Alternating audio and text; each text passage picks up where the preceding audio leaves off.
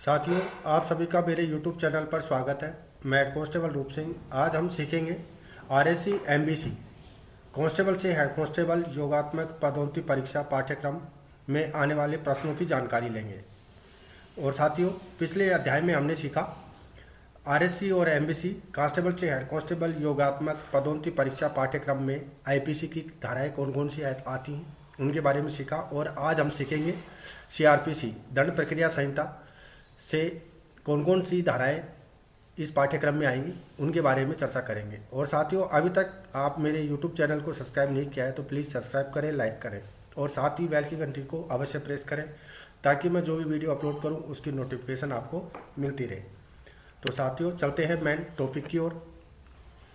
योगात्मक पदोन्नति परीक्षा पाठ्यक्रम RSC या MBC कांस्टेबल से हेड कांस्टेबल, जिसमें दंड प्रक्रिया संहिता CRPC की प्रमुख धाराएं हैं।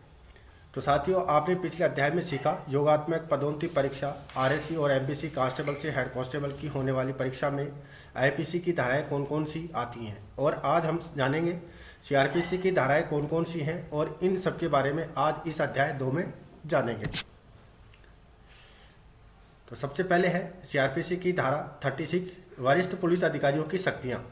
किसी थाने के थानाधिकारी को जो शक्तियां हैं उस थाने पर उस थाना स्थानीय क्षेत्र का उच्च अधिकारी नियुक्त है और उसके आगमन पर उस अधिकारी को वही शक्तियां प्राप्त हो जाती हैं जो उस थाने के थानाधिकारी को होती हैं। CRPC की धारा 37, जनता कब मजिस्ट्रेट और पुलिस की सहायता करेगी। आम जनता मजिस्ट्रेट और पुलिस की सहायता करने के लिए पाबंद है। जैसे किसी व्यक्ति को कानूनन गिरफ्तार करना है या परिशांति करना हो तो जनता मजिस्ट्रेट और पुलिस की सहायता करने के लिए पाबंद है। धारा 107, अन्य दशाओं में परिशांति कायम रखने के लिए प्रतिभूति। धारा 107 का मुख्य उद्देश्य लोक शांति को बनाए रखने के लिए है। इसमें शांति भंग करने वाले शक्ति को 6 माह के लिए पाबंद किया जाता है ताकि शांति भंग ना हो। धारा 108, राजद्रोहात्मक बातों को फैलाने वाले व्यक्तियों से सदाचार के लिए प्रतिभूति। यदि किसी व्यक्ति द्वारा विवादित बातें या भाषण जानबूझकर किसी धर्म या समाज या राज्य व देश को बांटने के आशय से राजद्रोहात्मक बातों को फैलाता है तो ऐसे व्यक्ति को 1 वर्ष के लिए पाबंद किया जाता है। CRPC की धारा 109, संदिग्ध व्यक्तियों से सदाचार के लिए प्रतिभूति। यदि कोई व्यक्ति अपनी उपस्थिति छिपाने या कोई संज्ञेय अपराध करने की नीयत से अपना नाम, पता, पहचान छिपाता है या पर्याप्त कारणों के बिना रात को छुपाव करता है तो ऐसे व्यक्ति को 1 वर्ष के लिए पाबंद किया जाता है। CRPC की धारा 110, अभ्यासिक अपराधियों से सदाचार के लिए प्रतिभूति। यदि किसी अभ्यासिक हिस्ट्री शीट अपराधी द्वारा बार बार अपराध करने पर अपराधों की रोकथाम, इलाका शांति के लिए ऐसे व्यक्तियों को सदाचार के लिए 1 वर्ष के लिए पाबंद किया जाता है। धारा 129, सिविल बल के प्रयोग द्वारा जमाव को तितर-बितर करना। यदि किसी विधि विरुद्ध जमाव, हिंसा, उग्र रूप या बल प्रयोग कर रही हो या शांति भंग होने का अंदेशा हो तो पुलिस सिविल बल के प्रयोग, लाठीचार्ज के द्वारा जमाव को तितर-बितर कर सकती है। CRPC की धारा 130, जमाव को तितर-बितर करने के लिए सशस्त्र बल का प्रयोग। यदि किसी विधि विरुद्ध जमाव को बिखर जाने का आदेश दे दिया गया हो या जमाव हिंसा पर उतारू हो गया हो या बल प्रयोग कर रही हो या शांति भंग होने का हो तो पुलिस मजिस्ट्रेट के आदेश से सशस्त्र बल फायर के प्रयोग द्वारा जितना आवश्यक हो जनहानि की ध्यान में रखते हुए जमाव को तितर-बितर करने के लिए सशस्त्र बल का प्रयोग कर सकते हैं। धारा 131, जमाव को तितर-बितर करने की सशस्त्र बल के कुछ अधिकारियों की शक्तियां। यदि किसी विधि विरुद्ध जमाव को बिखर जाने का आदेश दे दिया गया हो या जमाव हिंसा पर उतारू हो गया हो, उग्र रूप धारण कर लिया हो या बल प्रयोग कर रहा हो या शांति भंग होने का अंदेशा हो तो पुलिस द्वारा मजिस्ट्रेट के संपर्क नहीं होने तक मौके पर कोई आयुक्त या पुलिस अधिकारी, राजपत्रित अधिकारी के आदेश से सशस्त्र बल के प्रयोग द्वारा जितना आवश्यक हो जनहानि को ध्यान में रखते हुए जमाव को तितर-बितर करने के लिए सशस्त्र बल का प्रयोग कर सकते हैं। लेकिन मजिस्ट्रेट के संपर्क होने पर या उपस्थित हो जाने पर सशस्त्र बल के अधिकारी मजिस्ट्रेट के आदेश की पालना करेंगे। CRPC की धारा 132, धारा 129, 130 व 131 के दौरान की गई कार्रवाई के लिए अभियोजन से संरक्षण।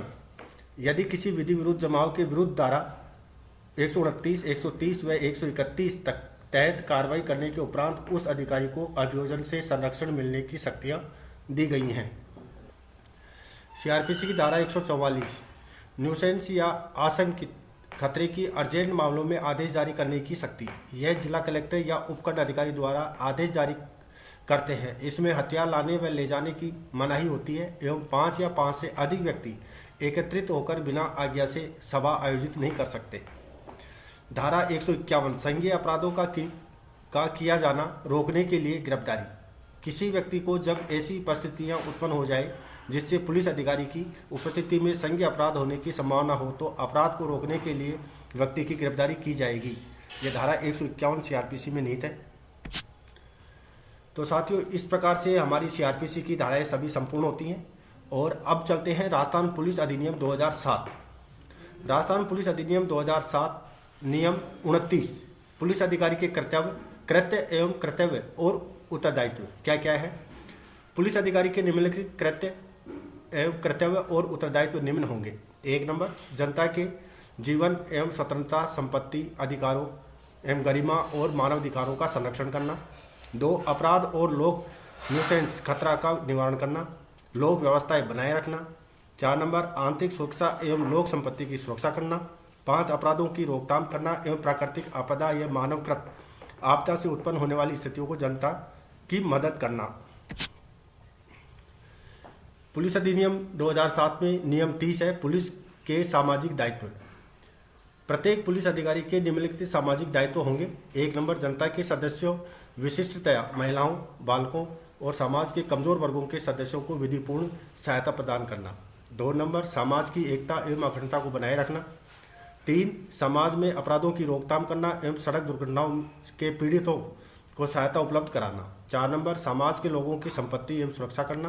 5, यातायात की समुचित व्यवस्था करना।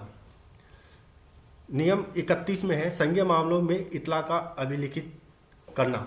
पुलिस थाना का थानाधिकारी किसी भी संज्ञेय अपराध के किए जाने के संबंध में प्रत्येक इतला को सीआरपीसी के प्रावधानों के अनुसार तुरंत प्राप्त करेगा और लिखेगा। जहां कोई व्यक्ति जिला पुलिस अधीक्षक को ऐसे किन्हीं मामलों की सूचना भेजता है या देता है जिसमें कोई संज्ञेय अपराध घटित होता है और कहता है कि थानाधिकारी ने मेरी रिपोर्ट नहीं लिखी है, तो पुलिस अधीक्षक उस थानाधिकारी के विरुद्ध अनुशासनहीनता की कार्रवाई करेगा।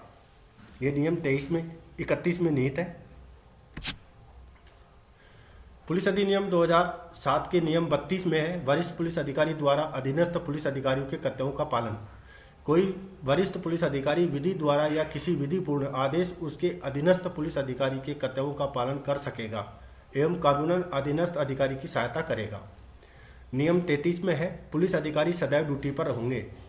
इस अधिनियम के समस्त प्रयोजनों कार्यों के लिए प्रत्येक पुलिस अधिकारी को सदैव ड्यूटी पर समझा जाएगा। ये नियम 33 में है। नियम 34 में है, पुलिस अधिकारी को राज्य के किसी भी भाग में तैनात किया जा सकेगा।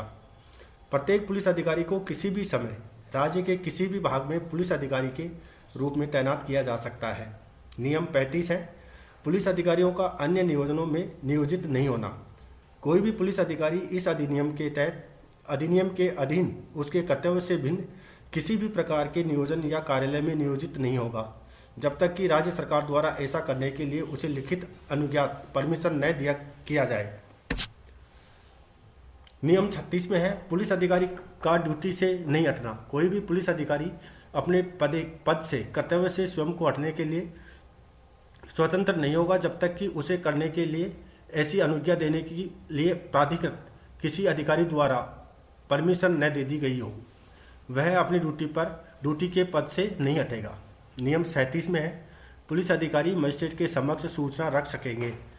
किसी पुलिस अधिकारी के लिए संबंधित मजिस्ट्रेट के समक्ष कोई सूचना रखना और सम्मन वारंट, तलाशी वारंट या ऐसा आदेश जो अपराध कारित करने वाले किसी भी व्यक्ति के विरुद्ध जारी की जा सके, ऐसे मामलों में पुलिस अधिकारी द्वारा संबंधित मजिस्ट्रेट के समक्ष आवेदन करना विधिपूर्ण होगा। नियम 38 है, अदावकृत बिना दावे की संपत्ति को जब्त करना। पुलिस अधिनियम 2007 में बिना दावे लावारिस की संपत्ति को संबंध में पुलिस अधिकारियों के निम्न कर्तव्य हैं। बिना दावे की संपत्ति को पुलिस इस अधिनियम की धारा 38 के तहत जब्त करेगी एवं असली मालिक का पता लगाएगी एवं जिला कलेक्टर को सूचना दी जाएगी एवं थाना पर सूची तालिका बनाई जाएगी। एवं जब असली मालिक का पता चलने पर दावे के सबूत के आधार पर जिला कलेक्टर द्वारा उस संपत्ति का निस्तारण किया जाएगा, अन्यथा आदेश अनुसार नीलाम कर दिया जाएगा। नियम 39, पुलिस अधिकारी डायरी रोजनामचा रखेंगे। प्रत्येक पुलिस थाने या चौकी के थानाधिकारी या प्रभारी का कर्तव्य होगा कि वह ऐसे प्रारूप में और रीति से जो पुलिस नियमों के अनुसार हो डायरी रखेंगे। नियम 40 में है, राज्य सरकार विवरणियों का प्रारूप विहित कर सकेगी। राज्य सरकार उसे पुलिस महानिदेशक द्वारा प्रस्तुत की जाने वाली विवरणियों में के प्रारूप की रीति विहित कर सकेगी एवं महानिदेशक पुलिस एवं अन्य पुलिस अधिकारियों द्वारा प्रस्तुत की जाने वाली विवरणियों के प्रारूप और रीति विनिर्दिष्ट कर सकेगा। नियम 41, वर्दी, अधिकार चिन्ह, साज सज्जा आदि। राज्य सरकार पुलिस अधिकारियों को या यथास्थिति पुलिस अधिकारी के किसी वर्ग के लिए वर्दी, अधिकार चिन्ह तथा साज सज्जा विहित कर सकेगी एवं पुलिस महानिदेशक वर्दी पहनने और अधिकार चिन्ह और साज सज्जा रखने के लिए समय समय पर दिशा निर्देश जारी कर सकेगा। नियम 60, सड़क इत्यादि पर कतिपय अपराधों के लिए दंड। कोई व्यक्ति जो किसी भी ऐसे कस्बे जिस पर राज्य सरकार द्वारा इस धारा का प्रसार विशेष रूप से किया जाए कि सीमाओं के निम्न कृत्य करता है तो वह धारा 60 के तहत सार्वजनिक स्थानों पर किए जाने वाले अपराध हैं। 1 नंबर, आम सड़क पर कूड़ा कचरा डालना। 2, आम रास्ते में रुकावट डालना। 3, आम सड़क पर अवैध कब्जा करना। 4, सड़क पर पशु अत्याचार करना या मृत पशु की खाल निकालना। 5, सार्वजनिक स्थान पर शराब पीना। 6, खुले स्थान पर मांस बिक्री करना। उपरोक्त कृत्य करने पर 8 दिन का कठोर श्रम या 50 रुपये जुर्माना की सजा से प्रावधान है। नियम 61 में है, पुलिस वर्दी का अपराधिकृत उपयोग। जो कोई भी पुलिस अधिकारी न होते हुए राज्य सरकार या यथास्थिति राज्य सरकार द्वारा प्राधिकृत किसी अधिकारी द्वारा प्राधिकृत किए बिना पुलिस वर्दी या ऐसे कोई पोशाक जो उस वर्दी के रूप में की है या जिस पर उसके कोई शुभ भिन्न चिन्ह अंकित है पहनता है या तो दोष सिद्ध होने पर 6 माह से अधिक कारावास से या जुर्माना से या दोनों से दंडित किया जाएगा।